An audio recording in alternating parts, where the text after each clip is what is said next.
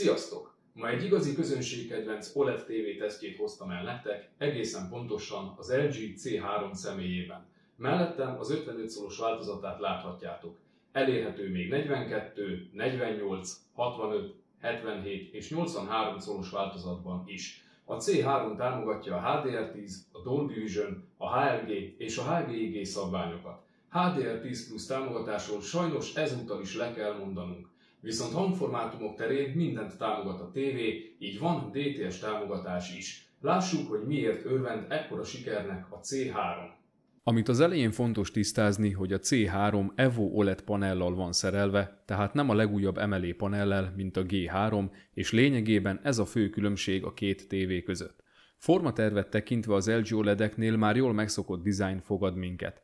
A C3 ultravékony kialakítást kapott. A TV kerete szép, letisztult, nagyon finoman szálcsiszolt, antracit szürke színű fémből készült, amelynek a vastagsága 6,5 mm. A panel a keret szélétől számítva 6 mm távolságra ad képet. A hátlap nem egységesen vastag, a legvastagabb pontján 45 mm, míg a legvékonyabb pontján csupán 6 mm. A hátlap bordázott része fémből készült, csupán a TV legvastagabb részét takaró elem műanyag. Falra szereléshez VESA 300x200-as szabványt támogató konzolra lesz szükségünk. TV alján a középső részen találunk egy kis szigetet, amely magába foglalja az infraérzékelőt és a környezeti fény érzékelőt is, valamint egy gombot is találunk itt, amellyel vezérelhető a TV. Ha támogatni szeretnéd a csatornám működését, kattints a csatlakozás gombra, és legyél te is rajongói tag exkluzív tartalmakért, vagy használd a szuperköszönet gombot. Köszönöm! Ha te is a tökéletes képet szeretnéd kihozni a tévédből vagy projektorodból, keresd meg bátran professzionális ISF minősített kalibrálásért, melyet akár a világ legjobb műszereivel végzek el. Csomagküldő szolgáltatással is eljuttathatod a tévédet hozzám kalibrálásra, a projektorokat mindenképpen a felhasználás helyén kell kalibrálni. Autóhifi és házimozi szakértőktől. Keresd a Delta Hifit. A talp szintén fémből készült, kinézetében nagyon szépen illik a tévéhez, a jobb alsó sarkában találjuk a gravírozott LG OLED feliratot. A talpat nagyon egyszerű felszerelni a tévére, és szerencsére a tévé közepén helyezkedik el, így bárhova könnyedén elhelyezhető a tévé. A talp nagyon masszív, aminek hála tökéletesen és stabilan tartja a tévét. Egyetlen hátránya, hogy mindössze 6 cm-re emeli meg a tévét, így példának okáért egy soundbar elhelyezése problémás lehet a tévé elé. Ennek kiküszöbölésére érdemes elgondolkodni az LG SC9 soundbar beszerzésén, amely kifejezetten a C3 OLED tévéhez készült, így tökéletesen elhelyezhető a tévé elé, hála a soundbarhoz mellékelt egyedi talpnak. A teszt erejéig megkaptam az említett soundbart, amit majd egy külön videóban fogok bemutatni. Az anyaghasználat és az összeszerelés minősége egyszerűen kiváló. Minden sarokban szépen lekerekített formákat kapunk, összeszerelési és illesztési hibákkal egyáltalán nem találkozni egyik oldalon sem, és a tévé hátulján sem. Tökéletes. A kábeleket el tudjuk takarni a tévébe épített kábelrendezők és a tévéhez kapott kábeltakaró elemeknek hála. Sajnos ezek kimaradtak a teszt csomagból, így a hivatalos videót vágtam be nektek. A C3 hangzásáról a beépített 2.2 csatornás, 40 wattos összteljesítménnyel rendelkező hangsugárzók gondoskodnak, amelyek lefelé sugároznak. A TV támogatja a Dolby Atmos és DTS:X hangformátumokat is, így panaszunk nem lehet. A beépített hangfalak nem szólnak rosszul, sőt bőven az átlag felett teljesítenek, de aki dinamikusabb hangzásra vágyik, annak ajánlott legalább egy hangprojektor beszerzése, például a már említett LG S9C soundbar, amely kifejezetten a C3-hoz készül.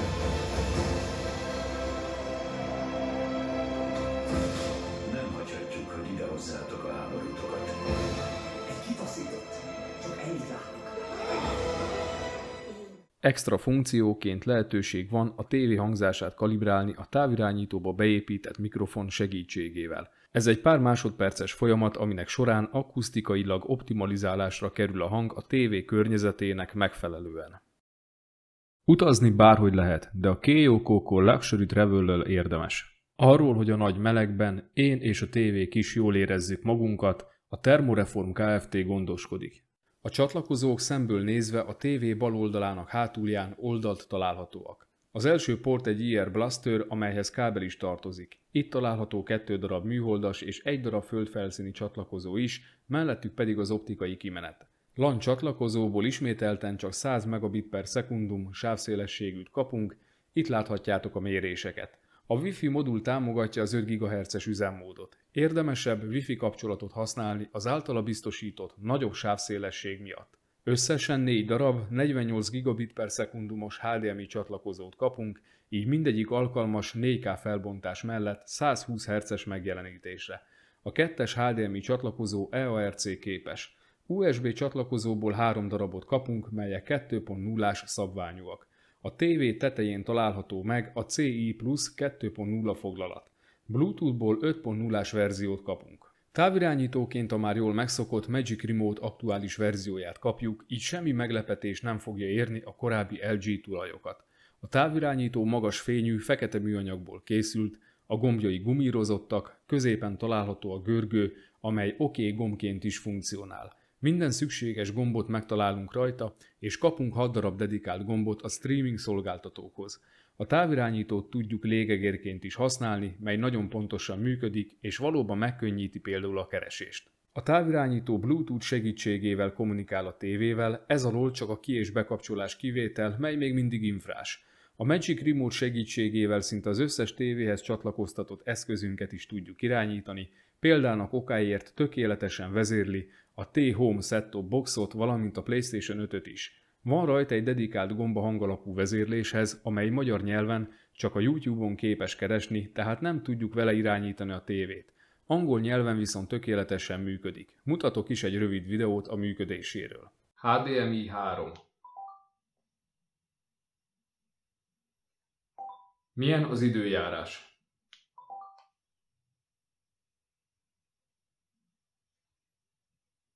HDMI 3. I'll switch to HDMI 3 screen. Volume down.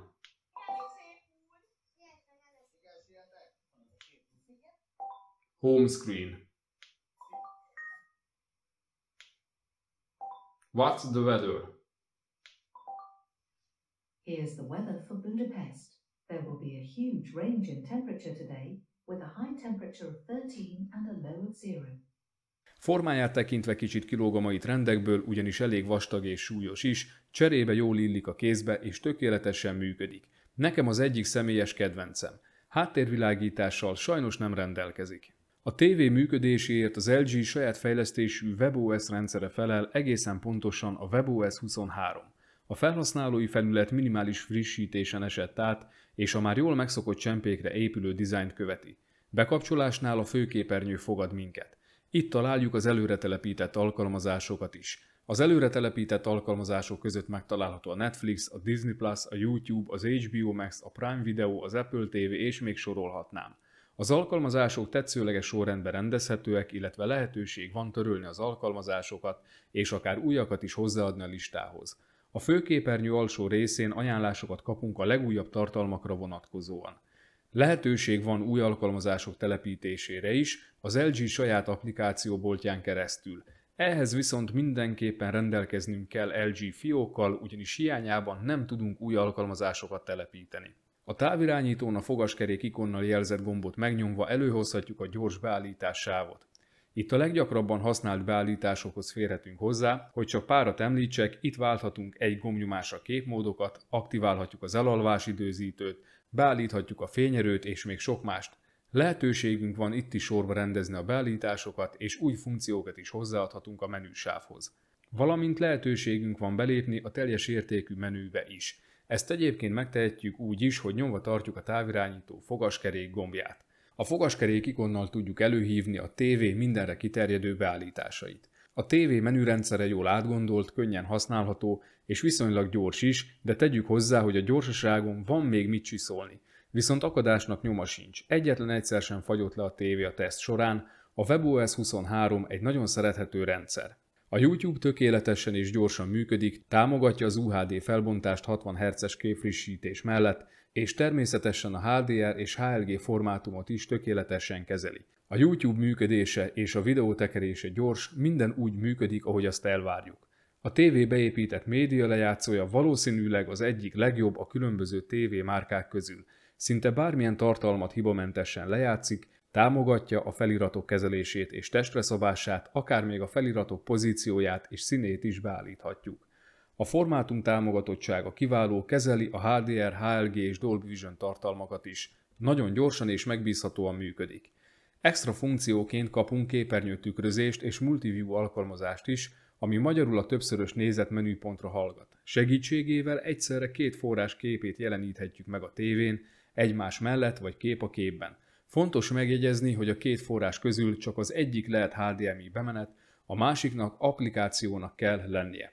2 darab HDMI jelét nem tudja egyszerre megjeleníteni a tévé. Továbbá kapunk egy otthoni irodai nevű alkalmazást, aminek segítségével távolról jelentkezhetünk be a PC-nkre, és távolról dolgozhatunk a számítógépünkkel, a tévé képernyőjét használva monitornak. Vezeték nélküli egér és billentyűzetet tökéletesen kezel a tévé. A C3 támogatja a Quick Media Switch-et, vagyis a gyors bemenetváltást, így nem kell hosszú másodperceken bámulni a fekete képet, amikor forrást váltunk, a forrásváltás azonnal megtörténik. A C3-nak természetesen semmilyen problémát nem okoz a 23,976 ezred hertzes videók kadenciahelyes megjelenítése, a filmek nagy hányada még mindig ilyen képfrissítést használ, tehát a filmeket kadenciahelyesen, juddermentesen és frame drop nélkül képes megjeleníteni, mind külső forrásokból, mind pedig a TV beépített média lejátszóját és applikációit használva. Ehhez semmi más nem kell tennünk, mint hogy kikapcsoljuk a True Motion menüpontot és bekapcsoljuk a valósághű mozi, Real Cinema opciót. Fontos kiemelni, hogy a TV belső lejátszója kadenciahelyes a 23,976 ezred, a 24, 25, 30, 50 és 60 Hz videók esetében is. Abban az esetben, ha valakit zavarna az alacsony képkockaszám miatt a pásztázó kameramozgásoknál jelentkező, akadozó, darabos mozgás, amit még tovább ront az OLED panel rendkívül gyors válaszideje, az kapcsolja be a True Motion-t és válassza a moziszerű mozgás opciót, mely elég szépen működik, látványos képhibák nélkül. Ha más opciót választunk, vagy egyénileg állítjuk be a juddert minél magasabb értékre, akkor mindenképpen képhibákat fogunk kapni. 50 Hz-es és afeletti anyagoknál lehetőség van a mozgás elmosódás csökkentésére. Kikapcsolt True Motion mellett a már jól megszokott 300 sor körüli mozgásfelbontást kapjuk, bekapcsolt állapotban ez könnyedén 1080 sorra és akár felé is emelhető. Ha tovább szeretnénk emelni a mozgás felbontást, akkor be kell kapcsolnunk a BFI-t, ami az LG tévék esetében OLED Motion névre hallgat. A BFI azt az eljárást akarja, amikor a tévé fekete képet szúr be a képkockák közé rendkívül gyorsan, ezzel átverve a szemet, hogy magasabb mozgásfelbontást szimuláljon. A C3 esetében semmiképpen nem ajánlom a BFI bekapcsolását, ugyanis csak 60 Hz-en működik. Itt láthatóak a méréseim ezzel kapcsolatban, és ennek okán pedig bekapcsolt BFI mellett nagyon villog a kép, valamint a fényerő is drasztikusan lecsökken, arról nem is beszélve, hogy fárasztja a szemet. Érdemes óvatosan bánni a True Motion beállításaival, ugyanis túlzott használata erőteljes képhibákat fog eredményezni. A C3 a legújabb 6. generációs Alpha 9 AI processzort használja a képfeldolgozásra. A felskálázás minősége nagyon jó, a 720p-s anyagokat nagyon szépen felskálázza a tévé, és még a kis felbontású SD TV adások is nézhetőek, köszönhetően a magas pixelsűrűségnek, de rossz forrással csodákat azért ne várjunk, mert az lehetetlen. A Full HD filmek nagyon élesek, és ha az élességet nullára állítjuk, akkor plusz képzaj sem kerül a képre. Nyilván a natív felbontású UHD anyagokkal érzi igazán elemében magát a C3, az UHD tartalmakat borotva élesen jeleníti meg, hála a legújabb 6. generációs Alpha 9 AI processzornak. TV-adásoknál még manapság is fontos a váltott soros mozgás megjelenítés, ezen a téren is egészen jól teljesít a C3, jól látható, hogy a hajón lévő kötelek mindig szép élesek maradnak, nem csíkozódnak be, semmi panaszunk nem lehet ilyen téren sem. OLED tévék esetében mindig örömmel tölt el a betekintési szöget vizsgálni. Ebből a szempontból egyszerűen tökéletes a C3, bármilyen szögből is nézzük a tévét, kontrasztvesztés és színfakulás nem tapasztalható. Viszont az EVO panelekre jellemző tinting, általában a rózsaszínes elszíneződés a fehér színben, már nagyon hamar megfigyelhető, így ha nem középről nézzük a tévét, érdemes ezzel a jelenséggel számolnunk. Képernyő tükröződés terén a kötelező átlagot hozza a C3, ami viszont azt jelenti, hogy eléggé tükröződik a panel, ezért nem árt figyelemmel lennünk a tévé elhelyezésére, már csak abból a szempontból is, hogy a minimális tükröződés is rontja az élményt. Pozitívum, hogy akárhogy esik a fény a képernyőre, mindig mély feketéket kapunk és nincs kontrasztvesztés. Minden tévénél az egyik legkényesebb terület a panel uniformitása, vagyis az, hogy mennyire homogén a kép a teljes panel területén. A panel homogenitás két részből tevődik össze. Az egyik összetevője, hogy a panel különböző területein mennyire egyezik meg a fényerő, a másik összetevője pedig, hogy ugyancsak a panel különböző területein mennyire egyezik meg a színhőmérséklet. Mindkettő területet figyelembe véve 100 pontból 88 pontot ért el a C3, ami bámulatos eredmény. Ez az érték úgy jött ki, hogy 25 zónán történik a mérés, 25, 50, 75 és 100% luminancia szinten, tehát ez összesen 100 darab mérést jelent. A pirossal megjelölt értékeknél 1 pont, a narancssárgával megjelölteknél fél pont kerül levonásra, a zölddel jelölt értékeknél pedig nem kerül levonásra pont. Tehát ha minden zóna, minden luminancia szinten a zöld határértéken belül mozog, akkor kapja meg a készülék a maximális 100 pontot. Homogenitásbeli problémák, legyen szó felhősödésről vagy dirty screen effektről, nem láthatóak. Viszont ahogy már említettem, a tinting elég hamar jelentkezik, hogyha nem szemből nézzük a tévét. Ahogyan ezen a teszt videón is láthatjátok, sem filmek, sem pedig bármilyen más tartalom esetében nem fognak jelentkezni homogenitásbeli problémák. Ezen a téren tökéletesen teljesít a C3. A C3 továbbá jól teljesít 5-10-15%-os luminancia szintű fehérnél, magyarul mondva a sötét szürkénél, bending nem igazán tapasztalható, viszont a kép nem teljesen homogén. Színbeli eltérések vannak, de ezeket valós tartalommal nem fogjuk észrevenni, csak tesztképeken. A mérések és a kalibráció során a Portrait Display Calman Ultimate 2024 legújabb szoftverét használtam, valamint egy spektrofotométert, a Klein KT-ZA referencia kolorimétert és egy Bit Perfect mintagenerátort, ugyanis ezek hiányában hibás lesz a kalibráció. Az LG OLED-ek támogatják a hardveres 1D és 3D LUT kalibrációt, mely a lehető legjobb eredményt garantálja. Gyárilag a legszínhelyesebb képmódot a Filmmaker és az ISF képmódok adják. A gyári kalibrációt 100 nites fénysűrűség mellett ellenőriztem le. A szürke skálát vizsgálva az átlagos delta eltérés 2,5, a maximális 3,6 lett. Gyárilag ez nem rossz eredmény, viszont látható, hogy túl kevés a kék szín összetevője, ezért gyárilag valamelyest sárgás képet kapunk. A gamma görbe egy kicsit hullámzik, de ez nem vészes eltérés, viszont van mit javítani rajta. A színeket vizsgálva nagyon jól teljesít a gyári kalibráció, az átlagos delta eltérés 1,2, a maximális 3,5. Viszont ha kivesszük a fehér színt a vizsgálatból, akkor látszik, hogy egyetlen szín eltérése sem lépi át a delta E2-es szintet. HDR esetében gyárilag szintén a Filmmaker képmód adja a legszínhelyesebb képet. A szürke skálát tekintve, hogyha figyelembe vesszük a fénysűrűségbeli eltéréseket is, akkor az átlagos delta eltérés 2,29, a maximális 4,36. Az EOTF görbe szinte tökéletesen követi a referencia görbét. A P3 szintér szín szaturációit vizsgálva egész jó a gyári kalibráció minősége, az átlagos delta eltérés 1,92, a maximális 4,43. A legtöbb szín eltérése delta E3 alatt mozog, ami szép eredmény. BT2020 szintér esetében az átlagos delta eltérés 2,47, a maximális 6,74. 80%-os szaturációig itt is szépen teljesít a gyári kalibráció. 80%-os szaturáció felett már nagyon nagyok az eltérések, ugyanis a TV nem képes lefedni a BT2020 szinteret. Dolby Vision esetében a fénysűrűséggel korrigált szürke skálát vizsgálva az átlagos delta eltérés 3,12, a maximális 5,39.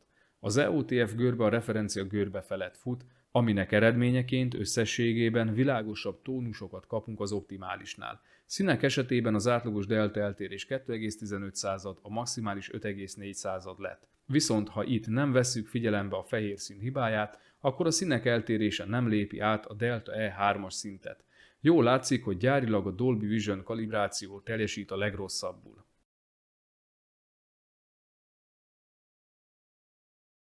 Professzionális kalibrálás után a szürke skálát vizsgálva abszolút referencia szintű értékeket sikerült elérni. Az átlagos delta eltérés 0,2, a maximális 0,4 lett. A gamma görbe hatalmasat javult és immár szinte tökéletesen követi a referencia 2.4-es görbét. Black Rush abszolút nincs, így minden sötét közeli részlet is tökéletesen jelenik meg a képen. A színeket vizsgálva is sikerült javulást elérni, az átlagos delta eltérés 0,6, a maximális 1 lett, ami ismételten referencia szintű eredmény. Több mint 100 mintát vizsgálva egy speciális színellenőrző mintasoron néztem meg a tévé tudását. A minták között találhatók a különböző bőrszíntónusok, valamint a zöld szín árnyalatai, amelyek helyes megjelenítése a tévéknek mindig is nagy kihívást okozott, és ezekre a legérzékenyebb az emberi szem.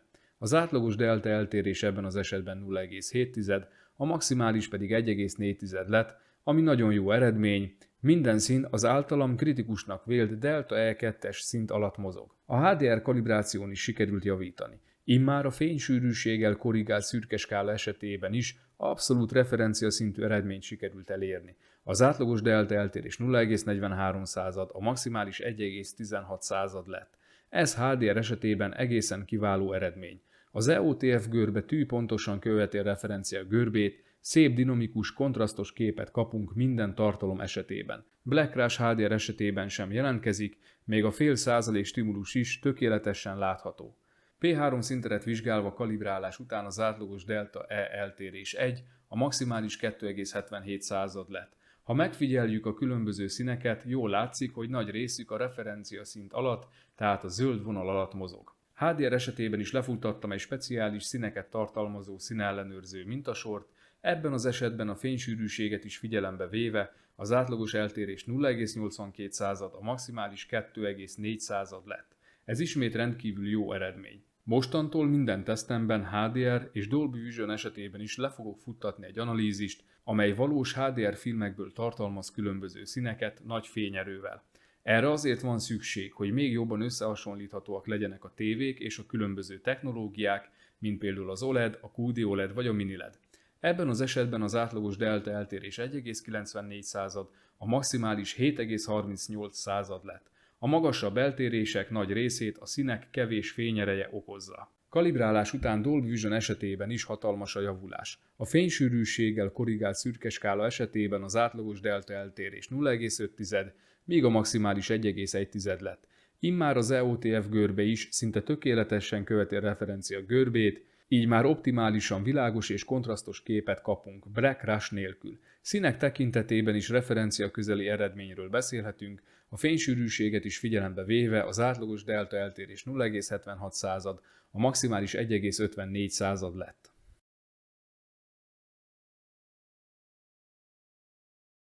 Kalibrálás után a maximális fényerő 10% képernyő lefedettség esetében 850 nit lett. A grafikonon láthatóak a különböző képernyő lefedettséghez tartozó fényerő szintek. Teljes képernyő lefedettség esetén a maximális fényerő 174,5 nit.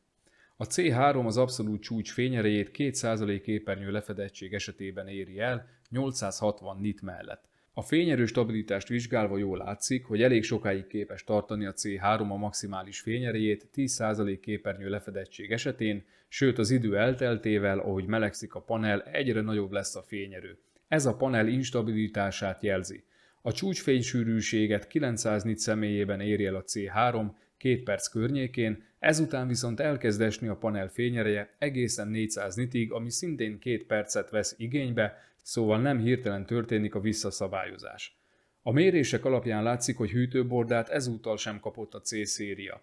A hűtőborda hiányának további negatív tulajdonsága, hogy rendkívül hamar jelentkezik az ideiglenes képvisszamaradás jelensége, vagyis az image retention, ami viszont nem egyenlő a beégéssel. 5 másodpercig hagytam kint ezt a mintát maximális fényerő mellett, és már ilyen rövid idő elteltével is nyomot hagy maga után, ezt nevezzük képvisszamaradásnak.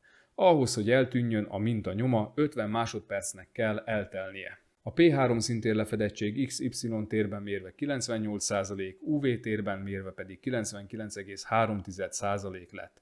A BT2020 szintér lefedettség XY térben mérve 71,8%, UV térben mérve 75,6% lett. A szintérfogat 1000 nit fénysűrűség mellett P3 szintérben 65,48%, BT2020 szintérben pedig 44,3%. Ezek az értékek azért ilyen alacsonyak, mert a technológiából kifolyólag a színek fényereje alacsony. A C3 tone mapping algoritmusa teljes mértékben testre szabható, például a Kalman program segítségével, így professzionális felhasználás esetén minden igényt kielégít a tévé.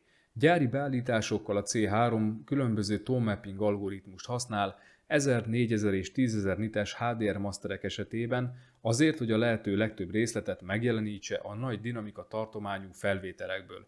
A különbség a roll-off pont kezdetében és a roll-off görbe hosszában van, de mint említettem, ez teljesen testre szabható. Ezen a tesztábrán jól látható, hogy HDR esetében a C3 körülbelül 1000 nitig képes megjeleníteni a szürke skála részleteit. Az elsődleges és másodlagos színek esetében a sárgát 718 nitig, a ciánt 704, a zöldet és a magentát 708 nitig képes megjeleníteni, a piros szín bukik be a leghamarabb 690 nit körül, míg a kék szín részleteit 1000 nitig képes megjeleníteni. A részletek megtartására kihatással van a kifejezésfokozó beállítása, a legoptimálisabb beállítása kikapcsolt állapot. A részletek opciót választva túl sötétek lesznek a középtónusok, míg a fényer opciót választva megnő a színek fényereje, de részletek tűnnek el. A tesztábra alapján a C3 képes feldolgozni és tökéletesen megjeleníteni a 10 bites tartalmakat, és ezen tartalmaknál szép színátmeneteket kapunk. Színátmenetek tekintetében is jól vizsgázik a C3, 10 bites tartalmak esetében nagyon finom és részletes színátmeneteket kapunk. Nézzétek meg az égbolt színeit. Color banding, vagyis lépcsőzetes színátmenet valós tartalmak esetén ritkán tapasztalható, és leginkább a 8 bites tartalmaknál jelentkezik. Ha csökkenteni szeretnénk ezt a jelenséget, akkor kapcsoljuk be a sima gradiáció opciót, melyet érdemes alacsonyabb szintre állítani, ha már használni szeretnénk, ugyanis minél magasabbra állítjuk, annál több finom részlet fog eltűnni. Egyébként a színátmeneteken valóban nagyon sokat segít a használata, de 10 bites tartalmak esetében erre semmi szükség. A fekete közeli részletek esetében tesztábrán nagyon minimális blokkosodás látható, de a valós tartalmak blokkosodás nélkül jelennek meg a képen, zajosodás, poszterizáció a tömörített tartalmak esetében nagyon minimálisan jelentkezhet, de csak extrém közelről láthatóak, majdnem tökéletesen teljesít a tévé. Következzen a kontrasztaránya és a fekete mélysége. Mondanom sem kell, hogy ezen a téren még mindig az OLED tévék teljesítenek messze a legjobban, így a C3 is tökéletes kontrasztra és fekete szintre képes minden egyes jelenetben. A TV on-off és ANSI kontrasztaránya egyaránt tökéletes, vagyis végtelen. Az OLED technológia miatt teljesen mindegy, hogy milyen ADL szint mellett mérjük a kontrasztarányt, ugyanis az mindig állandó. Hála annak, hogy minden pixel fényereje külön vezérelhető. Az ADL az átlagos képernyő fényerőszintet jelenti, itt láthatóak is a méréshez használt minták. Az OLED technológiából kifolyólag a TV jelenettől függetlenül mindig képes a tökéletes fekete megjelenítésére. Ennek eredményeként mindig rendkívül dinamikus, kontrasztos képet kapunk. A rendkívül mély feketék ellenére kalibrálás után abszolút nem jelentkezik black crash, vagyis a sötét részletek elvesztése. Minden egyes árnyalat tökéletesen megfigyelhető még a legsötétebb jelenetekben is, egyszerűen tökéletes. A fekete közeli részletek zajosodás és blokkosodás nélkül jelennek meg a képen, és a dithering is nagyon minimális, csak extrém közelről látható. Szinte tökéletesen teljesít ezen a területen is a tévé. Vizsgáljuk meg külön a HDR és Dolby Vision tartalmakat is. Ahogy korábban már említettem, a tévé maximális fényereje 850 nit. A középkategóriás OLED tévék esetében ez nagyon jó értéknek számít, így a HDR tartalmak látványosan jelennek meg a képernyőn. A HDR és Dolby Vision tartalmak lemásznak a képről, nagy képdinamika jellemzi őket, legyen szó akár világos vagy sötét jelenetekről.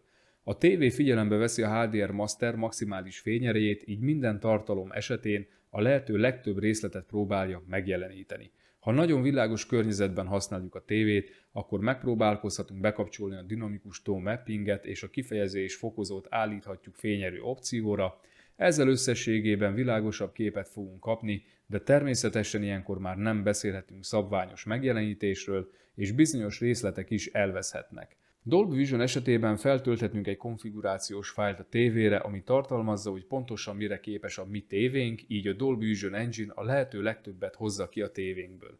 Az OLED tévékre jellemző, hogy statikusnak tűnő tartalmaknál, ahol nem igazán változik a képernyő átlagos fényereje, illetve nagy fényerővel rendelkező jeleneteknél előbb vagy utóbb elkezdi a tévé visszavenni a fényerőt. Ez nem csak a világos jeleneteknél figyelhető meg, ahol egyébként 2,5 perc elteltével kezd el csökkenni a fényerő, hanem a sötét jeleneteknél is. C3 esetében a hosszan tartó sötét jeleneteknél viszont nem csökken a fényerő, még a Sárkányok háza 7. részénél sem, és mint ahogy említettem, ezeknél az extrém sötét jeleneteknél is minden részletet tökéletesen megjelenít a tévé. Az OLED tévék egyik gyengesége, hogyha világos tartalom töltik ki a kép nagy részét, akkor extrém mértékben lecsökken a maximális fényerejük. A C3 esetében ez 174,5 nitet jelent.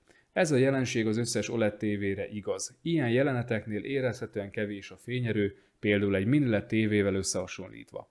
Professzionális kalibrálás után, ami nem összekeverendő a bolti kalibrációval, minden tartalomnál, legyen szó SDR, HDR vagy Dolby Vision tartalmakról, referencia közeli színeket és képi világot kapunk. A bőrszínek, a zöld, a piros és kék szín árnyalatai mind nagyon szépen jelennek meg a tévén. Nem véletlen, hogy egyre több helyen használnak LG OLED-eket color gradingre, legalábbis ami az SDR tartalmakat illeti.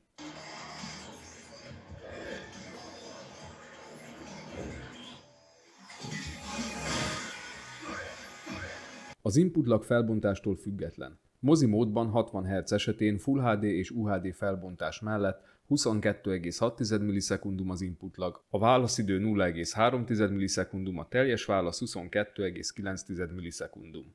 Game módban 60 Hz-en felbontástól függetlenül 10,4 millisekundum az input lag, a válaszidő 0,3, a teljes válasz pedig 10,7 millisekundum. Game módban 120 Hz-en felbontástól függetlenül 5,5 millisekundum az input lag, a válaszidő 0,3 millisekundum, a teljes válasz pedig 5,8 millisekundum. Gamerök számára véleményem szerint mindig is az LG OLED-ek voltak a legjobb választások, köszönhetően annak, hogy tökéletesen és széles körben támogatják a játék funkciókat, és ez nincs másképp a C3 esetében sem. A PC játékosok megkapják a FreeSync és G-Sync támogatást is. Szóval játékmódban kiválóan teljesít a C3, és ugyanolyan színhelyesre kalibrálható, mint játékmódon kívül. A TV támogatja az ELLM funkciót, vagyis az automatikus alacsony késleltetési módot, amely azért felel, hogy ne kelljen manuálisan váltani a képmódok között, attól függően, hogy éppen játszunk vagy filmet nézünk. Ha konzolt kötünk a tévére, akkor azon a bemeneten rögtön játékmódba vált a tévé. Ha konzolról szeretnénk egyszerre játszani és filmet is nézni, akkor is automatikusan vált a tévé a Game Mode és Filmmaker képmód között. Erről is vettem fel videót, és mint ahogy láthatjátok, ha filmet indítunk a konzolról, akkor a tévé kilép a játékmódból, illetve ha befejeztük a filmet és visszalépünk a konzol menüjébe, ismét visszavált játékmódba a tévé. Természetesen a C3 támogatja a VRR-t is, vagyis a változó frissítési frekvenciát, amely biztosítja, hogy a panel mindig olyan frissítési frekvencián működjön, ahány FPS-sel éppen fut a játék. Konzolok esetében a VRR 48 és 120 Hz között támogatott. VRR esetében sem tapasztaltam vibrálást, poszterizációt, bendinget és egyéb nem kívánatos jelenségeket. Game módban is működik a BFI, de csak 60 Hz-ig és kikapcsolt VRR mellett. 120 Hz és bekapcsolt VRR mellett is teljes értékű 4K felbontást kapunk, tehát nem csak 1080 soros vertikális felbontást, mint amivel sajnos más tévék esetében néha találkozhatunk. A C3 rendelkezik Game Optimizer funkcióval, amely játék képmódban azonnal aktiválódik. Itt láthatjuk, hogy hány FPS-sel fut éppen a játék, be van-e kapcsolva a VRR-ra vagy sem, és különböző beállításokat is kínál a számunkra. Ilyen például a sötét szobaszint opció, amit kikapcsolt állapotban célszerű hagyni, ugyanis minél feljebb vesszük, annál jobban visszaveszi a fényerőt, egy szóval sötétebb lesz a kép. A Fine Tune Dark Areas menüpont pedig a sötét közeli részleteket állítja, ezt is a legjobb nullán hagyni. Ha lejjebb vesszük, akkor veszni fognak a sötét közeli részletek, ha pedig feljebb, akkor túl világosak lesznek. Ha HGIG funkcionalitást szeretnénk elérni a tévén, akkor a menüben a dinamikus HDR Tone Mapping alatt válasszuk a HGIG beállítást. A HGIG a C3 esetében tökéletesen működik, amit a mérések is alátámasztanak. Egyébként a HGIG azért jó, mert HDR játékok esetében a konzol már a tévénk maximális fényerejét figyelembe véve rendereli ki a HDR képet, ezáltal optimálisabb képet kapunk. Ahhoz, hogy a konzol tudja, mire képes a tévénk, lépjünk a konzol HDR kalibrációs menüpontjába. PS5 esetében az első és második képernyőn is 14 kattintásra lesz szükségünk, hogy a napocska egybeolvadjon a háttérrel. Az utolsó képernyőn a fekete szín beállításnál pedig 0 kattintásra. Ha világos környezetben játszunk, akkor addig állítsuk a konzolt, amíg a napocska még éppen, hogy látszik a fekete háttér előtt. Fontos kiemelni, hogy Game módban a tévé maximális fényereje egy kicsit kevesebb, mint a film módokban, így a fényerő 765 nitre korlátozódik. Mint ahogy a sötét jelenetekkel operáló HDR filmek esetében, úgy a sötét HDR játékoknál is tökéletes a fekete közeli jelenetek részletessége, egyáltalán nincs black crash, mindig minden részletet tökéletesen látni lehet. Játékok esetében is mindig nagyon dinamikus, kontrasztos és éles képet kapunk. VRR esetében sem tapasztaltam flickeringet, vagyis villózást, továbbá se zajosodás, se poszterizáció nem tapasztalható. Xbox tulajoknak jó hír, hogy az LG C3 támogatja a Dolby Vision képmódot 120 Hz mellett is. Ahhoz, hogy monitorként megfelelően tudjuk használni a tévét, a HDMI bemenet ikonját PC-re kell állítanunk, amit az otthoni központ applikációban tudunk megtenni. Itt válasszuk ki a 3 egymás alatti ponttal jelzett ikont, és menjünk a bemenetek szerkesztése opcióra, és a HDMI ikonra kattintva válasszuk a PC opciót. Ezzel az egyszerű lépéssel engedélyezzük a színek teljes kroma átvitelét, és innentől kezdve tökéletesen használható a tévé monitorként is. A legapróbb betűk is tökéletesen, élesen jelennek meg, bármilyen színű háttér előtt, még 4K felbontás és 120 Hz esetében is. Összefoglalva az eddigieket, a kategóriáján belül minden téren kiválóan teljesít a C3. Kalibrálás után tökéletesen jeleníti meg a fekete közeli részleteket, nem tűnnek el részletek sem a sötét, sem pedig a világos jelenetekben. Sötét, tömörített tartalmaknál blokkosodási hibákat tekintve is az egyik legjobb. A betekintési szög pazar, egyedül a képernyő tükröződés terén teljesít átlagosan a tévé. Játékosoknak kategórián belül szintén a legjobb választás, mindenféle gaming technológiát kiválóan támogat a tévé. A VRR-t, az EL-elemet, a HGIG-t, a FreeSync-et és a G-Sync-et is, valamint Dolby Vision képmóddal is rendelkezik, és ebben az esetben 4K 120 Hz-ig támogatja a játékokat. A C3-nak elegendő fényereje van világos nappaliban való használathoz is, és monitorként is kiválóan használható. Negatívumként lehet említeni a tükröződő képernyő felületet, a picit lassú rendszert és a tintinget, vagyis a fehér-rózsaszínes elszíneződését, ha nem középről nézzük a tévét, de ez az összes OLED tévére igaz, ami EVO panellel van szerelve. A C3-mal egy kategóriában versenyzik a Sony A80L és a Philips OLED 818 OLED TV is. Ezek közül a C3-nak a legkedvezőbb az ára, és ráadásul több téren is felülmúlja az említett másik két tévét. Ellenfelei között megemlíthető még a Samsung S90C, aminek nagyobb a színtér lefedettsége és a maximális fényereje, de nem támogatja a Dolby Vision-t, és gaming téren sem teljesít annyira jól, mint a C3. Így teljesen megérdemelt a C3 népszerűsége, ugyanis személyében a középkategóriás OLED tévék dobogósát köszönhetjük. Ha tetszett a videó, lájkold és iratkozz fel a csatornára, valamint oszd meg másokkal is, hogy minél több emberhez eljusson a csatorna híre. Sziasztok!